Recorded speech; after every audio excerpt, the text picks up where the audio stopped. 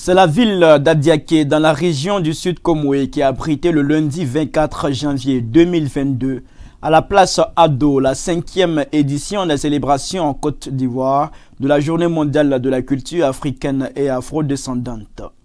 Les populations adiakoises ont pris d'assaut depuis tôt le matin cette place publique pour vibrer ensemble au rythme de la culture africaine. Autorité de la ville, représentation de l'UNESCO en Côte d'Ivoire, représentation du ministère en charge de la culture, tous étaient présents à Adiaké pour cette célébration.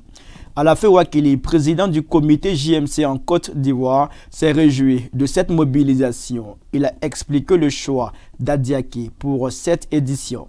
Nous avons choisi Adiaké parce que dans le cadre de la sensibilisation sur la JMCA, il a été convenu au niveau du bureau de partager l'adhésion des populations ivoiriennes à l'activité. Cela répond au souci de rendre tournante dans notre pays la célébration de la journée du 24 janvier et de susciter des initiatives locales.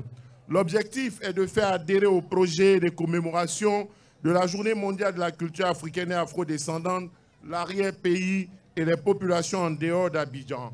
La représentante de l'UNESCO en Côte d'Ivoire, Dr Tizier Bikofi, DG du musée du costume et des civilisations de Grand Bassam, qui représentait le ministre en charge de la culture, ou encore Tazier Geraldo, préfet du département de Adiaké, ont tous salué la célébration de la JMCA.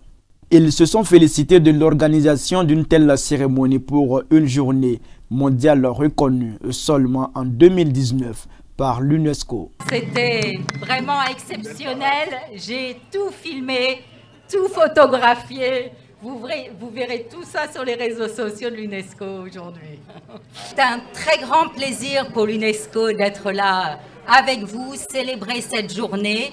Surtout que vous savez que cette journée a été célébrée pendant des années sans reconnaissance internationale, et c'est sous la pression de la société civile, c'est-à-dire de vous tous, les Africains, qu'elle a été finalement adoptée à l'UNESCO en 2019, donc c'est assez récent, et nous sommes absolument ravis d'avoir adopté cette journée. Vous devez savoir pourquoi nous avons choisi le 24 janvier.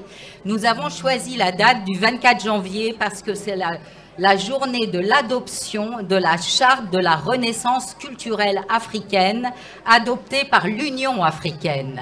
INC Yacouba, député maire d'Adiaké, a dit sa fierté de parrainer et d'accueillir une telle cérémonie dans sa localité. J'ai été honoré d'être le parrain de cette journée. Et en cela, je voudrais remercier une fois de plus l'organisateur principal, le jeune frère Alafe Wakili. Cette journée se déroule autour du thème du cinéma, vecteur de transmission des cultures africaines. Cinéma, vecteur de transmission des cultures africaines. Oui, pouvoir enregistrer quelque part des images, pouvoir faire en sorte qu'il y ait des traces de notre culture et que nous nous en souvenons chaque jour. Le cinéma, vecteur de culture, outil de préservation de nos cultures. Le choix de ce thème pour la célébration de Adiaké, de ces journées, ne semble pas être anodin. Toutes ces manifestations qui célèbrent le 7e art s'inscrivent dans le droite ligne de l'action gouvernementale, où il est prévu de créer à Adiaké une ville universitaire. En effet, l'État du Côte d'Ivoire a décidé de créer la première ville universitaire de ce pays à Adiaké. Un projet qui nous enchante et qui nous fait rêver. Les populations ont eu droit à une grande parade de danse traditionnelle.